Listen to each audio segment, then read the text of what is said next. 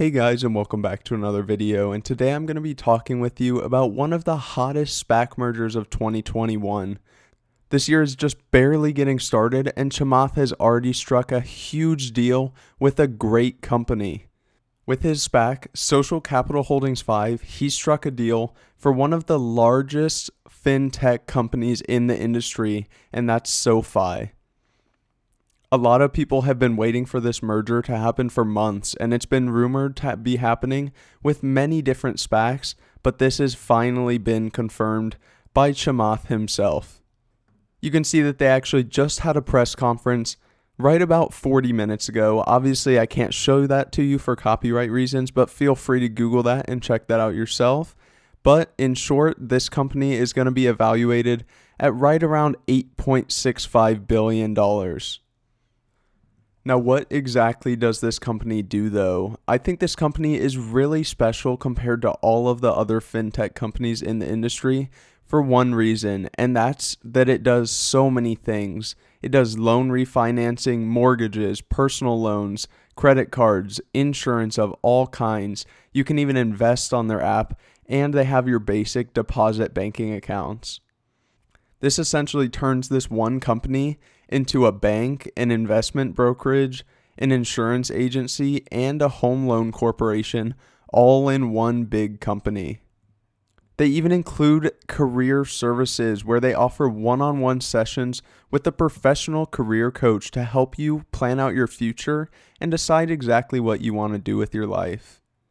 Another thing that they offer is one-on-one advice with credentialed financial planners to help people get their finances under control and help potentially turn a bad financial situation around. So I love that this company not only offers a ton of different services, but they also focus on their customers on a one-on-one basis, and they truly care about all of the customers who support their company. I'm trying to get this video out to you guys as soon as possible, and actually right as I'm recording it, Chamath just tweeted this, showing some of the highlights of his newly acquired company. Some of the things that stick out to me would be this low/no fees, as well as the fair and transparent lending. I know that when you're looking to get a loan, fees can be something that really discourage people from using your product, as well as this transparency. They want to know the price up front, and they don't want any funny business going on when it comes to actually paying their loan off.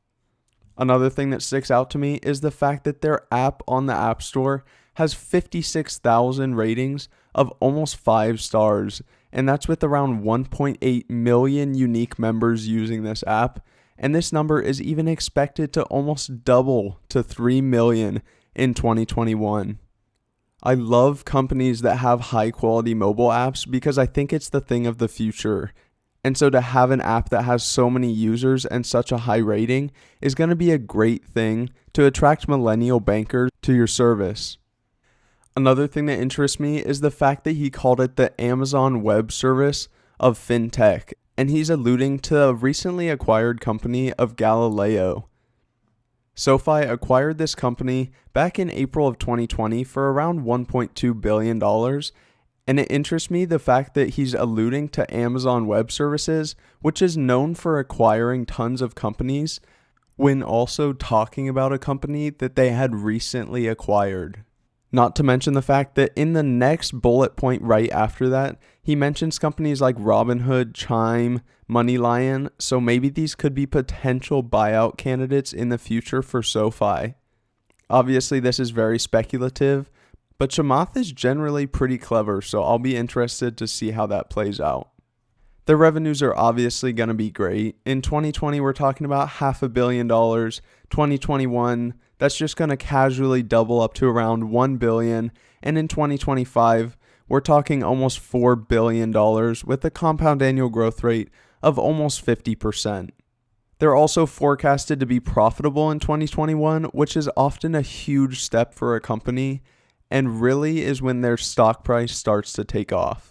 Furthering my previous thought on why this company is so great for its consumers, one of the main things that SoFi is known for is its student lending.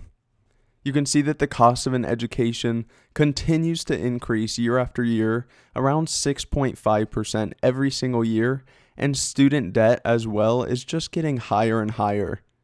Currently, the government loans are dominating the market with a share of around 93%, although this number was back in 2012, so it could be a little bit different right now.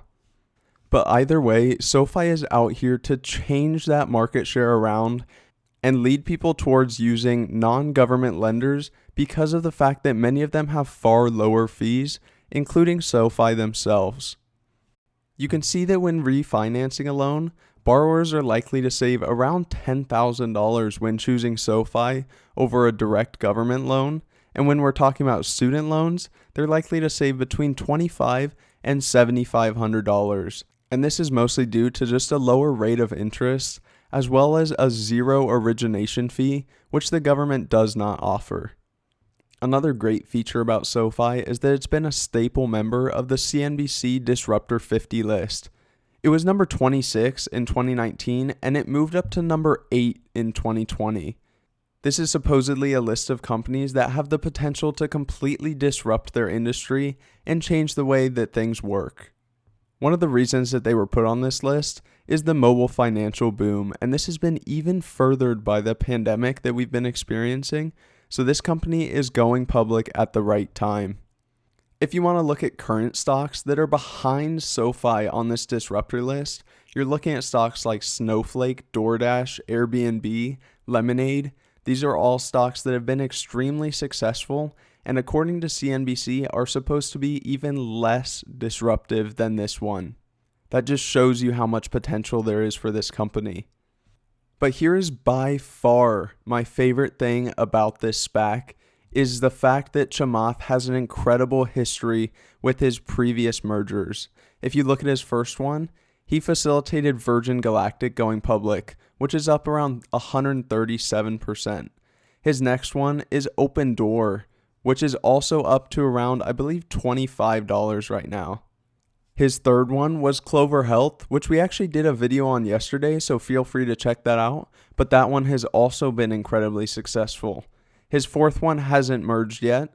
His fifth one is this stock. So if you look at his previous examples, if they follow anything close to what those stocks and SPACs have done, then this is going to be a great investment. I hope you did go on to enjoy today's video, and if you did, make sure you leave a like down below to show your support, and subscribe so you don't miss any more videos like this one. Also, feel free to leave any comments about this stock or any others, and we'll get back to you as soon as possible. But other than that, I'll see you in the next one.